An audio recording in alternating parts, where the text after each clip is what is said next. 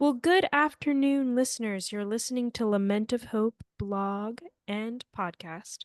I'm excited today. I mean, as many of you listeners know, I've actually interviewed several of the Little House cast just throughout my time with this podcast, but it's been really neat to connect with Sidney Bush, who is one of the Bush twins that you see in Little House that play the character of Carrie. Her and her sister shared that role. Um, and on the credits she comes up as Greenbush, but her real name is Bush, her last name. So I'm here today with Sidney Bush. Um, Sidney, I guess you did mention this before we start the interview that this is a common question, but it's something I didn't know the answer to. Why did you guys change? Because I would think that Bush is just an easier last name in general. Why change it to the Greenbush? Well, it starts with my father. So my father is an actor, and his acting name is Billy Greenbush, and Green is his middle name. So my father wanted to pay tribute to his grandfather, who really kind of raised him when he was young in the South, and his grandfather's name, his first name was Green. So my dad adopted Green as his middle name in his stage name to pay tribute to him. Oh, When okay. Rachel yeah, when Rachel and I started on Little House on the Prairie, they didn't want people to know it was twins. So they tried to condense two names into one name. And so that's where you get the Lindsay Sydney. And then because we were minors and my parents wanted to file all the like income taxes and stuff like that jointly with my father's income, they consolidated his middle and last stage name to be our last name, Greenbush, because they already had a first and a middle with both her and myself, right? So that's how it became Okay. Lindsay Sidney Green. I mean, how do you feel about having so many different names? It was funny because, like, because I was wanting to confirm, when I meet her, I do not want to say her wrong name. But when you look online, it's like you've got all these different names, and then, you've Right. got, like, do you like that very much? Or, It's kind of like having a nickname. So, my name is Sydney Robin, and it goes together kind of like Mary Ann or Mary Ellen. But when my sister and I weren't working, my parents very much wanted us to have our privacy. So that was one of the reasons they called me by my middle name. But it also goes back to the old twin thing where you have like Chris and Kyle, or Mary and um, Marnie, where the first letters of the twin names were the same letter. So, but my parents always felt like they wanted us to have our choice of names. So even my brother has I think three names and then his last name. did you enjoy because I guess because you're so small. I mean, you do in the series end up, you grow up on the series, but also, for a majority of it, you're really young. Um, did you like doing it, or did you wish you didn't do it as a kid actor? Did you enjoy it, or would you rather be home? Well, with anything that you do, there's always pros and cons, right? And uh when we first started, we didn't know there was anything different because were so young. They just told us to do something and Yeah. we did it, right?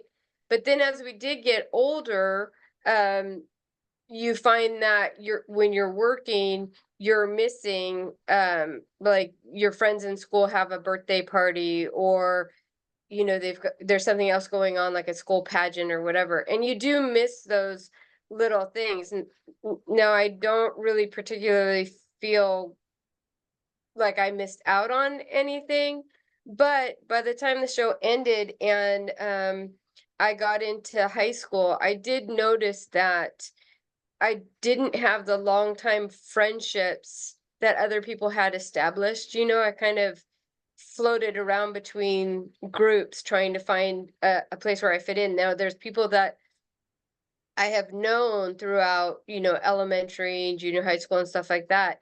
So but they're more like acquaintances because you're there and then you're not, and then you're there and then you're not. They're not like every, Saturday you went over to Sally's house and you guys played and hung out. So Yeah. it is a little bit different.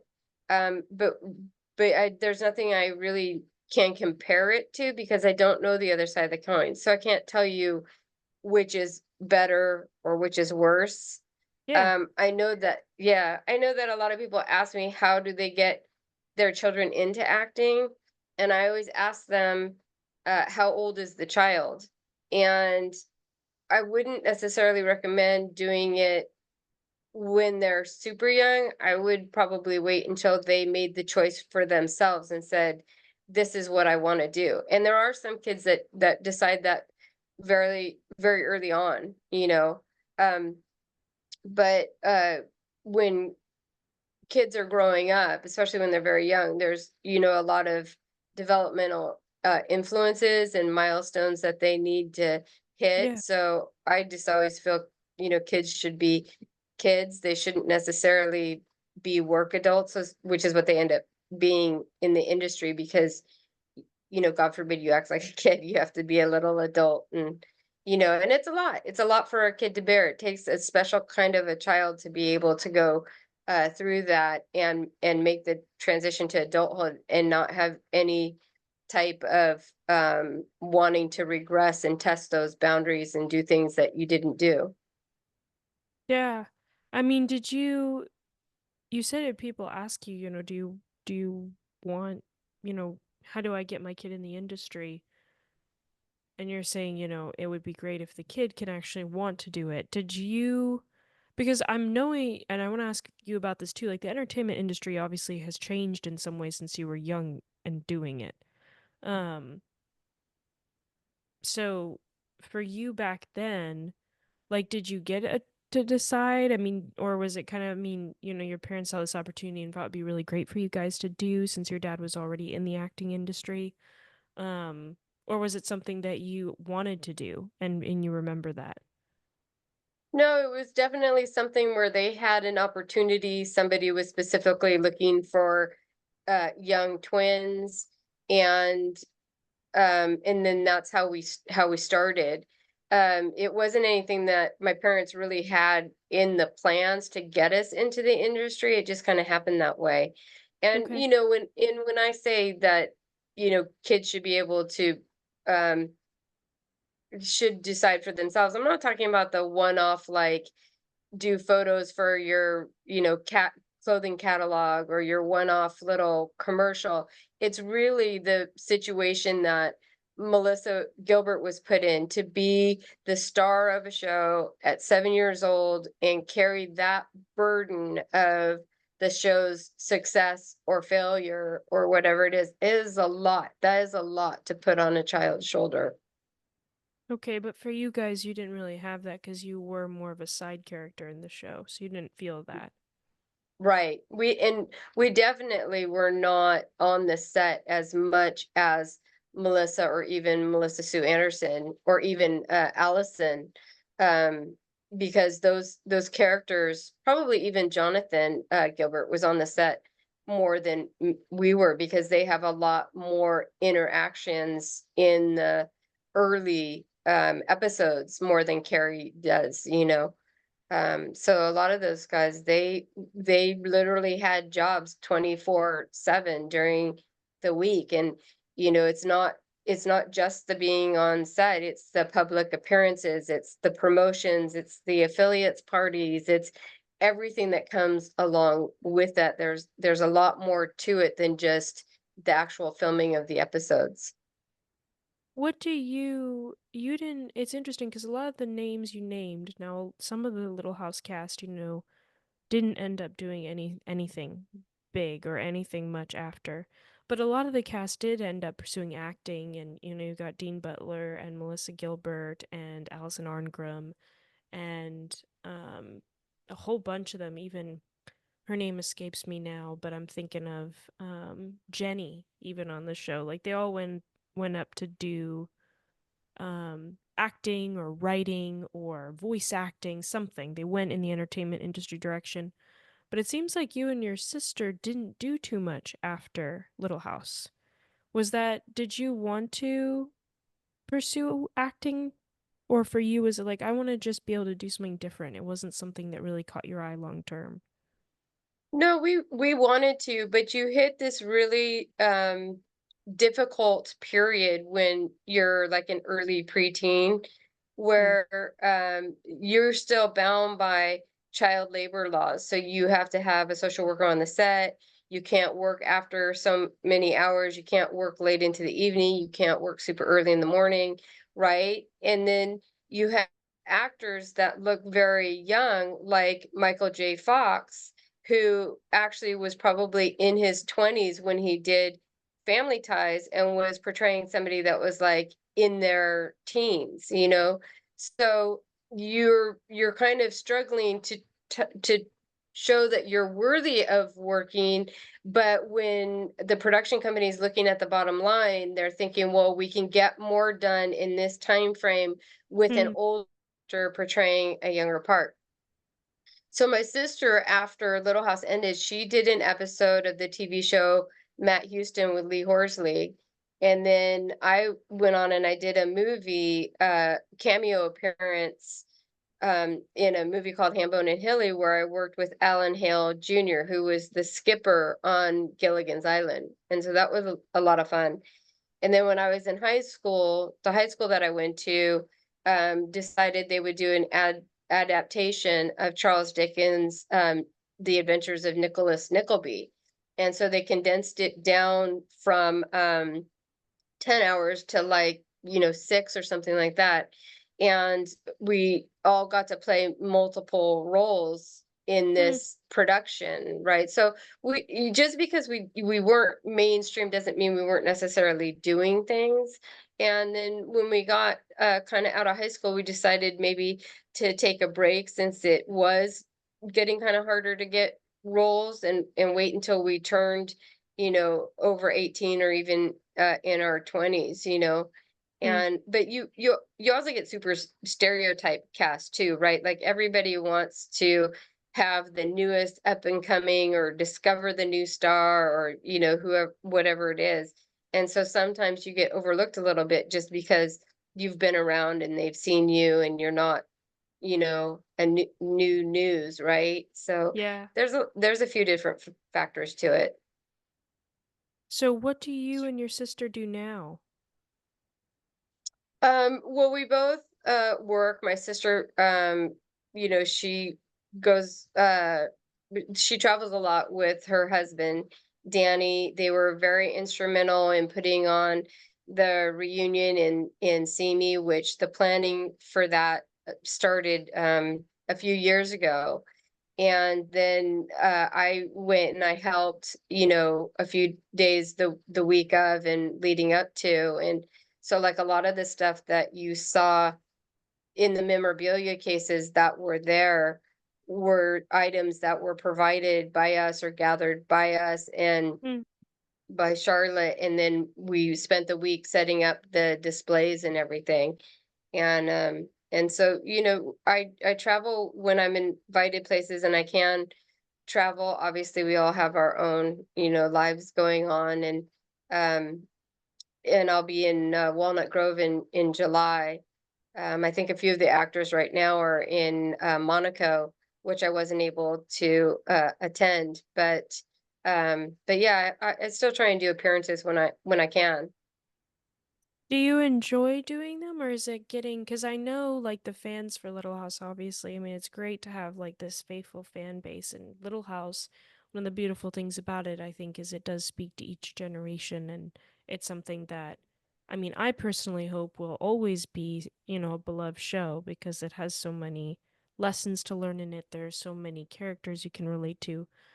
Um, but for you, do you enjoy like being remembered just for Little House, like as Carrie, or are there ever moments where you're like, man, I wish I had had an opportunity to do something that was not that was different, that I wouldn't be so typecast as this one character? How is it for you? Because I know some actors that I've interviewed, they don't like to be remembered for one thing. They like the versatility. Um, Right. but for others, it's like they embrace it. They're like, well, this is who I am. I remember talking to Dean Butler about it, and he was like, I love it. This is what I got to do, and this is what I'm remembered for, and I think it's a great thing. Like for you, how do you feel about it? I think anytime you have a fan base that has the longevity of what the Little House fans have been, um, any being remembered is like an honor, Yeah, sure. because there's so many that shows that get kind of forgotten as new generations come up. Um, and it is really amazing. I mean, we owe a lot to the fans, and we owe a lot to kind of like social media because it wasn't always that we were aware of how big the fan base was. And there are some events that were very instrumental into leading up to what it is now. Of course, the release of the DVDs that could be purchased helped because then people had access to them anytime that they wanted them. Yeah. But I know that when my sister and I first started trying to do public appearances, probably even in the early 2000s, there were not a lot of venues that were really interested. They Mm, didn't really see the value of it or the possibility of such a huge fan base. So we did do a couple of venues where, like at the Laura Ingalls Wilder Museum in Walnut Grove, where they continued after we went to try and do stuff once a year with different actors to pull in people, and those types of mm. things really kind of help to build the fan base that we have now by giving people a central place to go or know we would be, or in every, I think it was every 5 years they would do like a group reunion like what they're doing this year, and Wow. they would try and reach out to new stars and stuff like that. So yeah, it's a lot different today, especially with it being the big reunion year of events going on and invitations. It's almost overwhelming. You want to get to them all, but unless you can just pick up and travel for like a good year, it would really be hard to make them all. Yeah, no, I bet. Now, do you have a family of your own? I don't have children. I'm Okay. fairly yeah, I'm fairly close to my niece. A few years ago, I moved in to take care of my mom, and then she passed away about 3 years ago. So I Mm, do have, family stuff, but I don't have any children of my own. I'm really close to my niece, my sister's oldest daughter, and I talked to her. She recently moved uh, to Ann Arbor, Michigan, and so mm. we talk about the cold winters back there since she's a California girl. Do you said you don't have children of your own? Is it that you've just never had the opportunity to meet someone that you could have a life with kind of thing, or Yeah, I think it's just the way, life unfolds. Sometimes you make other things priorities, and then it just doesn't come around, or it does come around. yeah. I know a lot of times people ask like, well, when are you going to have kids? But I've never felt that it was like mandatory to have kids to be able to, leave a legacy or, you know anything like that. Yeah. So, I mean, I love kids, I adore kids, but it just never happened that way. Do you and your sister stay close? Yeah, my sister and I were close. We try and get together when we can. When both of us, you can work it into our schedules. Yeah. We talk and text and email. We just got together not too long ago for, our birthdays were, back in May. So we try and get as much together as much as we can. I try and see my brother when his schedule permits. He lives a little farther away than my sister, so it's a little more coordinating with him and my dad. But we still try and do the holidays and get together when we can. So your dad is still alive, it's your mom who passed away. Yes. Okay. Yeah. Now, do Yeah. you still live in the home where your mom used to?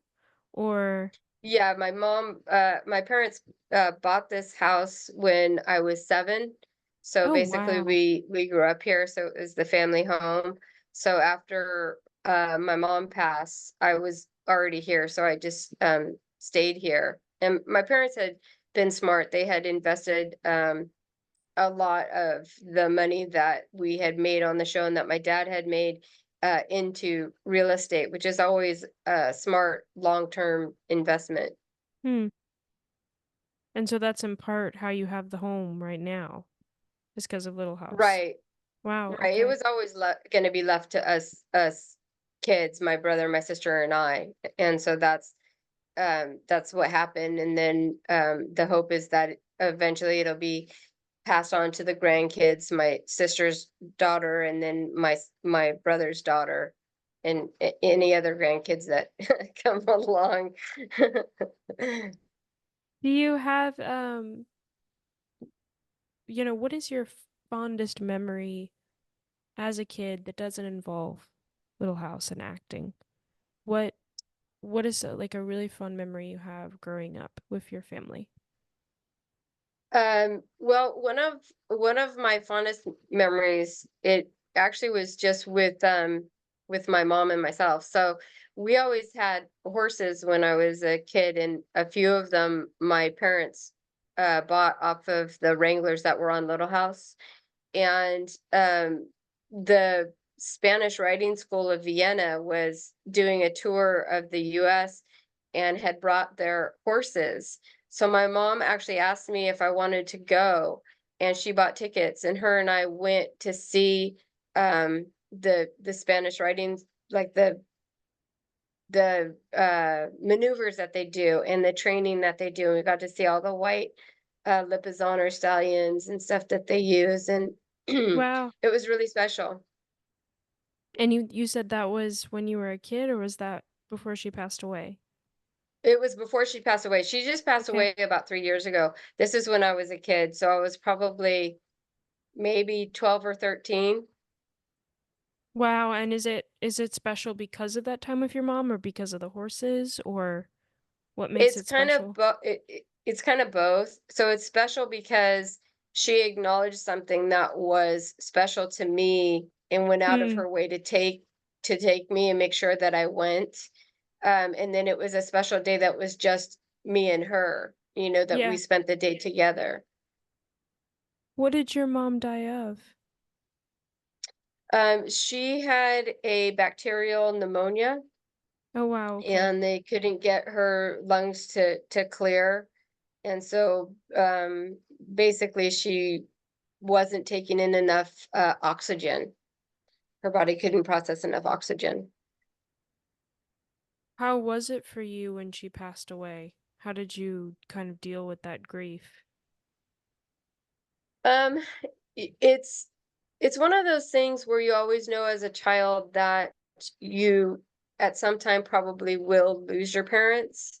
Yeah. And you tell yourself it's, inevitable, it's probably gonna happen, you just don't know when. And as much as you try and prepare yourself for that, you're never really prepared when it happens, because there's such a huge foundation for you and such a huge safety net. You don't realize it. Um, and so it took me probably a good 2 years to process it all.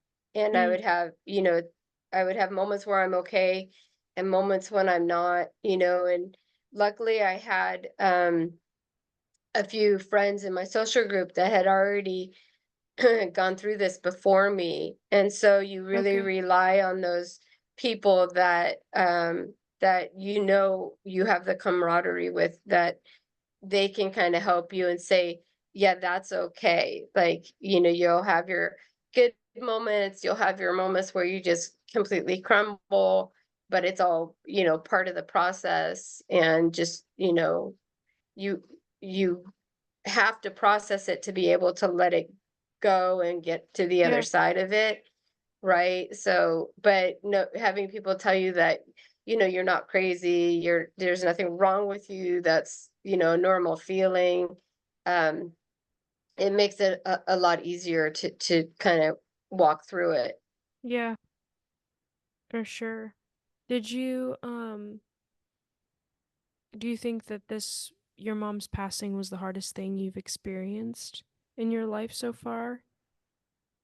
It probably was because I was in the room with her when she passed, and that was Mm. something that I had never experienced before. And you know, it seems like uh since like COVID came, and there's just been a nonstop process of losing people, whether they're friends or their Mm, family. So yeah, uh, when my mom passed, we had already lost two cousins, kind of back to back, and then her, and it just was like we felt like we were on this roll of just, losing people. mm, And so that gets kind of hard too. But I think part of it too is the you get to a certain age, like I'm in my 50s now, and you're all getting older, so you start kind of like losing friends and losing your yeah, older cousins and your uncles, and so it's I don't think it's like I don't think it's anything that's like caused by, you know, a certain effect. It's just part of the life process when you get older. yeah, I don't yeah. know, I can't really explain it very well, but No, no, I understand. Yeah. You know, it is, it's true when you get older. I mean, unfortunately, sometimes when you're really young too, you've already seen a lot of loss, which is, something I think that's you almost, I don't want to say unique about our age because young people, have always, even in the past, I mean, Little House is an example, hard things happen. But I think right. now, with mental illness and all of these things, there's a lot more to encourage a darker aspect to life for young people than they would have had before. Um, but for you, what you were mentioning when you were with her in the room, like, did you get to say anything to her? Like, any last words, or was it kind of like just being present with her was She what you remember? was Yeah, she was in the hospital for a good 2 weeks before she passed, and she was probably on a little bit of a decline. So I would go and spend time with her in the hospital, and she would be coherent, and we would have conversations and we would talk. And I remember the hospital that she was in, it was very difficult because they were still, even though things were opening up, as far as like the COVID restrictions, they were still very restrictive. So Mm, they would only let one person come see her a day. And even if, somebody wanted to come in the morning, say somebody wanted to go from 8 until noon, and then have somebody else come from noon until the end of the day, I think it was like 6, they wouldn't allow that. If one person came and they couldn't stay all day, they wouldn't let another person come in the afternoon. And that was really mm, hard because we had more than one person that really wanted to see her and come visit with her. sure. And so some days my brother would go, some days I would go. And then my niece went and her brother went. And so we tried to coordinate what we could. But even when it came down to the time where they were going to take her off the oxygen, at first they had told us we could have a few family members in the room, but when it actually came down to it, they would only allow 2. So it was my brother and myself. So everybody Mm, up to that moment took their turn, visiting with her and saying their goodbyes, but she was in induced coma to help relax her because her breathing had become so labored. So then everybody, said their goodbyes and everything and tried to get it over to the hospital to see her. Hmm.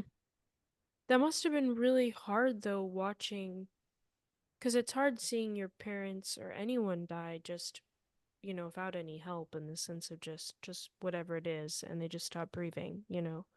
But it must be Right. really hard when you see something that you know that it's time for them to go, but also it's almost like physically letting them go, instead of you could hold them on for as long as you wanted, kind of thing. That must have been really hard decision, not even to make, but to see that. Right. Well, the hard part is that the body's autonomic response is always to try and breathe and try and recover. So although you're not trying to, tell them to fight, right? They have to go through their own process of letting go on their side. So that little interim where you're seeing them trying to work that out and figure it out and just let go themselves is the hard part. Hmm. Hmm. It's interesting. Because I actually we lost grandparents recently. My husband did, and it's always a deep grief when you know that there's nothing more that can be done, you know. And the Right. best thing sometimes is just that they die.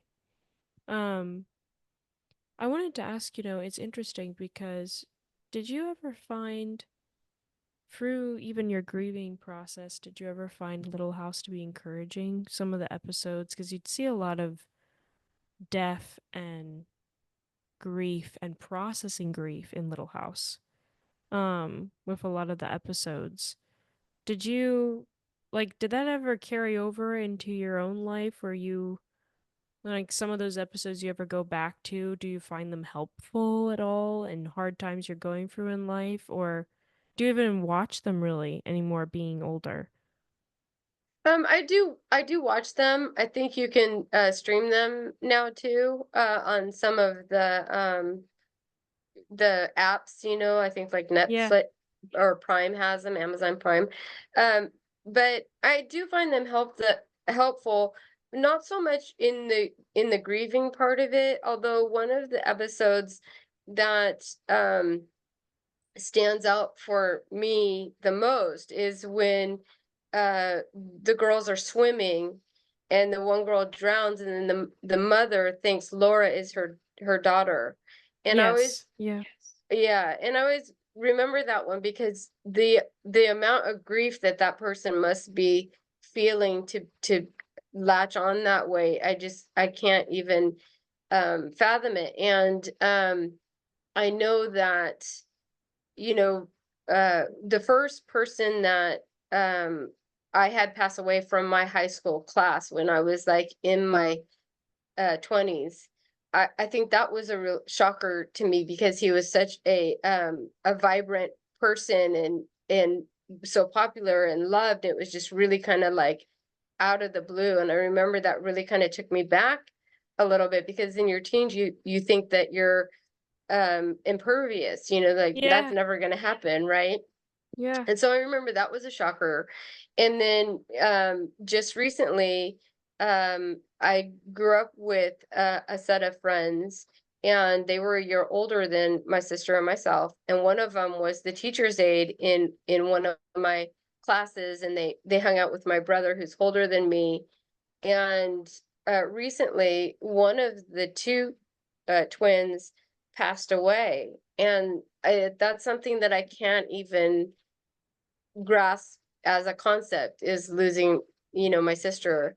And I've told my friend a few times, the one that's still living, like if you need anything, if there's anything I can do, twin to twin, or then please let me know. But that's a shocker too. Like I couldn't imagine what I would do without my sister. So it sounds like you've experienced a lot of loss. So your mom maybe was the closest loss, but it seems like you've actually experienced a good amount since you were young. Yeah, we lost well, I never knew any either of my biological grandfathers because they both passed away before I was born.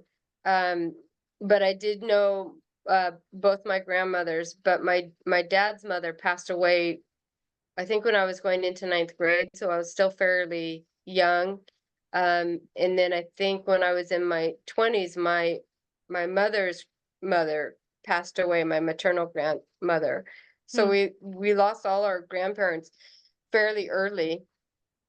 And then, I had a few cousins, but because my father is the youngest of his siblings, most of my cousins were older than us. So I remember on my dad's side, I actually was the same age as my cousin's daughters were Wow. when we all played Wow. together. So yeah, I mean, I think um, loss is a part of life. It's part of that circle, and no matter what you do, you're going to experience it. And you know, I it's different times for different people, but when you're a child, it's really hard to grasp the whole reality of it. And I know Yeah. even when I was going through it with my mom and her being in the hospital, it's like it seems kind of surreal at the time because you're just trying to do the best that you can through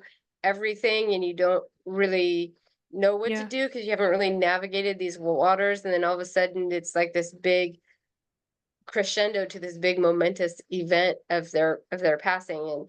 And so that Mm. gets kind of hard too. But in a lot of ways, I'm fortunate because I got those last days with my mom. I got to live with her up until she passed for probably about four months, and so I Mm. wouldn't I wouldn't trade that going back, even though it was hard because she needed a lot of help and a lot of care. Um, it's special time that I spent with her that I wouldn't necessarily have gotten if I hadn't have moved in with her. Yeah. Do you find it hard at all being in the house where she was before? Or do you find it comforting? At first, it was extremely hard because not only was this her house where she lived, we grew up here too. So, like, every room had memories, whether it was my brother's room or the room that my sister and I shared. And it was hard, but now that some time has passed, those emotions that are so raw and on the surface at that time have kind of like dulled down a little bit. And I still have Yeah. my thoughts of things, but it's not as hard as it was in the beginning. When she first passed, I couldn't even come in her bedroom. It was just too hard. Yeah. Do you remember when you first stepped into it after a long period of not doing that? Well, I would need to come in here, but it would be like a come in and get something and go out kind of a thing. Like, as I didn't spend any time in here. It probably took me a good year before I was ready to come in and start organizing and Wow. packing some stuff to storage. Like, my mom liked to collect little things, and she loved stained glass windows and antiques and stuff like that. So I needed to kind of move some of them around and see which ones maybe my brother wanted or my sister, and so it took me a good year before I was able to do that. But then, in a way, letting go of some of those things helps you to move on too, because Yeah. the physical letting go helps the emotional letting go. Yeah. No, that is true. That's very true. What has, if you could change anything about life, I know, if the either it could be your personal life, it could be life in general for everybody, it could be the world. Right now the world's facing a lot of hardship. Um, it's funny because, I one thing, and I know you guys hear it all the time, but one blessing about Little House on the Prairie that I have been blessed with is going through some hard stuff and getting to, at the end of the day or whatever, getting to put an episode of Little House on and kind of just take a breath and be like, okay, I'm going to kind of relax and get to enjoy something that is good and truthful, and I can kind of just immerse in that for 45 minutes before having to go back, and face Right. whatever it is that's there. Um, but for you, like what would you like to see different about the world? Well, I think for me, with Little House, I I would like to be older when I was on the set because I didn't really truly appreciate everything that was going on at the time. I think because I was so young and because I grew up doing it, you think it's just what everybody does, that it's like very common, and it's Yeah. really not, you know? And I think there's a lot of things that I don't remember that we did, because I was so young, because your brain doesn't tell you, "Oh, you should relish this moment," or "You should take this Yeah. in," and, Um, I know that when we got older, we were doing, Kids Are People Too, which was filmed in New York. And at the time, Jimmy Carter was the president, and his daughter Amy was a huge fan of the show. So my mom worked into our travel route to go to the White House and meet Amy Carter, which we did, and then Wow. watch the inaugural lighting of the Christmas tree. So we got to do that, and I'm glad that I was older when we got to do that because I appreciate it more. And then while we were in New York, my mom took us around to places like, the Empire State Building and, Rockefeller Center. We got to see the ice skating rink and everything. And then when we were driving around, the limo driver that we had said that we should, eat dinner at I think the restaurant was called the Window to the Worlds, and it was at the top of the World Trade Center. And Wow. we almost didn't go because my dad didn't have a jacket to wear because it was like a very fancy restaurant. So the limo driver actually let my dad borrow his jacket, and we went up and we had, um, dinner up at the top of the World Trade Center. Never did I ever imagine in my lifetime that those buildings would not, be there anymore. What a special moment that would be when, Hmm. as an adult. But that Wow. is something I feel very fortunate to have been able to do. Wow, that's crazy. Do you remember what you ate? I don't remember what I ate, but my brother ordered the frog legs. You remember what he had? I'd never seen frog legs on a plate before. That was like, whoa. Did you taste it? I don't think I did. I don't think I did. I think I was too chicken. I was like, mm. But did he like it? Yeah, he said it tasted like, it didn't taste any different than what he was used to. That's crazy. Wow. That is a special memory. And you were how old at that time? You're like, what, 10 or so, or? I was probably only 8 or 9 at that Oh, time. wow. Okay. Maybe even 7, but I remember when we were at the restaurant, the side of the building was big, glass windows, and if you went over to the window to, like, look down, you could feel the wind that would hit the window because you were so high up, you know? Yeah. Wow. So then when you saw 9/11 happened, you must have been, I mean, that must have been just surreal, thinking I was right in there at one point. Yeah, well, and I think that 9/11 was really surreal for a lot of different reasons, because we had never really seen something of that scope, um, on American soil. I know they had tried to, bomb one of the buildings before, and they ended up collapsing parking garage, but um and I don't remember if that was the Empire State Building or what the World Trade buildings, but anyways, yeah, that whole thing was just, you know, I don't even know how to put it into words, you know. Yeah. No, it's definitely, I mean, it's something we still think of, and for me it's always, I guess, journalism, photojournalism. I always think of the man that's falling. That photo of the man falling from Right. the building. That's what I think of every time. Um well, I want to it's interesting because this we've talked about so many different things, topics in this conversation, but I want to ask you one last question. What um oh, there it is. It was right there in my head. Um what do you think, entertainment wise, do you think um the changes you've seen in the entertainment industry since you were young, is it something that you think they're good changes? Or do you think that the entertainment industry has actually backtracked from what it was before? Do you see them as good or bad? Or maybe even just a combination of both? It's probably a combination of both. So, the entertainment industry always has its dirty little secrets, the things that happen behind Sure. the scenes.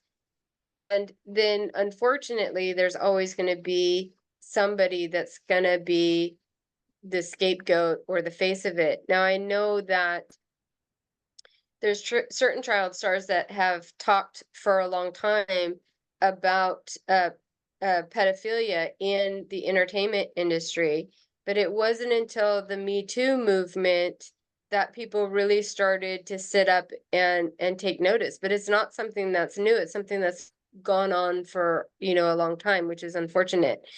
Hmm. Things like that, where you bring things to light where people were wronged, I think is a good thing. On the flip side of that, a lot of times with shows like Little House on the Prairie or the Waltons, the casting for the families was meant to look, semi-realistic, but the middle daughter is never taller than the oldest daughter. The youngest daughter is never taller than the middle daughter, right? There are some rules in there. And then later you get shows like Married with Children, where they try and make, the family look real and bring out that families have dysfunctional issues and stuff. But then it almost goes to the opposite extreme of dysfunctionality, and then, the entertainment industry kind of learns from that, I guess.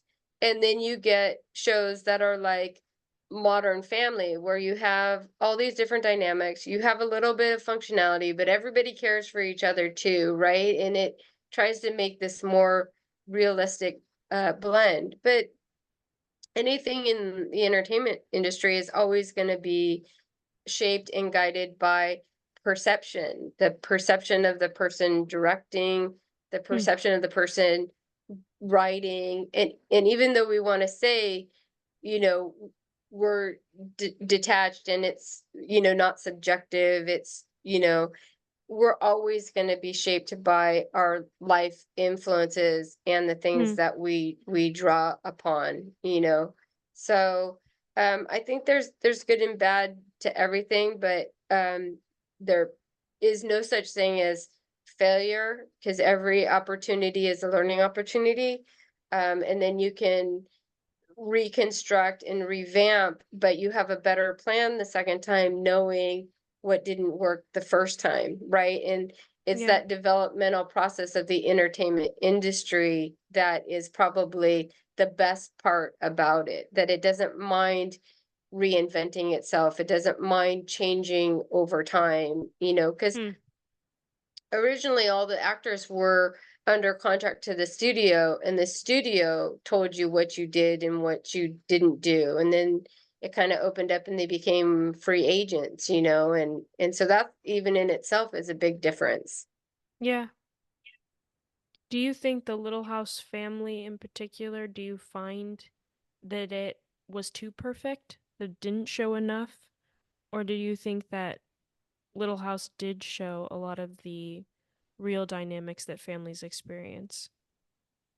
I think they did try and show the real dynamics of what families go through, because you do have a little bit of sibling rivalry between Mary and Laura, and you kind of see it in For the Love of Johnny Johnson, Yeah. and those are true things, So they did try and keep it real, and they did try and have wholesome messages and deal with a lot of the social issues that were going on. But now we've come to the other extreme where we can't just simply acknowledge that these things happen in our past and they're bad and they're unfortunate. We're almost trying to erase history. So authors like Laura Ingalls Wilder and Samuel Clemens, they wrote about times that they lived in, and those things existed. And if you Mm. didn't include them in your writing, you would be doing a disservice to the preservation of the timepiece or the period or whatever, Yeah. but they actually went back and they took away one of the writing awards for Laura Ingalls Wilder because she wrote about slavery and racism and stuff like that. But those were true things that happened at that time. So it's unfortunate that sometimes things like that happen. We de um, we try and make things seem as if they're not as worthy because they have those components, rather Mm. than just saying that that is that is what was going on, that because you can't, that would be like writing about the Civil War and saying nobody died, right? Yeah. Right? And Yeah. in fact, Rose Wilder went to work for a newspaper, and she went over to cover the I think it was the Second World War. And they told her she wrote too realistically, that she needed to fluff it up and make the American people think that it was something that it wasn't. And Mm. Rose refused to do it, and the newspaper fired her for it. So, Wow. you do have some people that will stand up for what they think the integrity of their piece is, or the journalism in general, that they want to give the realistic account to the people because they feel that people deserve the information. Yeah. But even now, kind of like what you said, it's like it's one extreme or the other. Maybe back then there were some extremes, that we didn't talk about a lot of stuff, and now we talk about a lot of stuff, but we don't talk about some things. You know what I mean? Like Right. there is, I don't know if there's a time in history, and you can tell me if you think differently, but that there's ever been a perfect medium of either. No, I don't think so, because too many hidden agendas, So Yeah. for me, I want to see something on the merits. Like, I want to weigh it on its merits, right?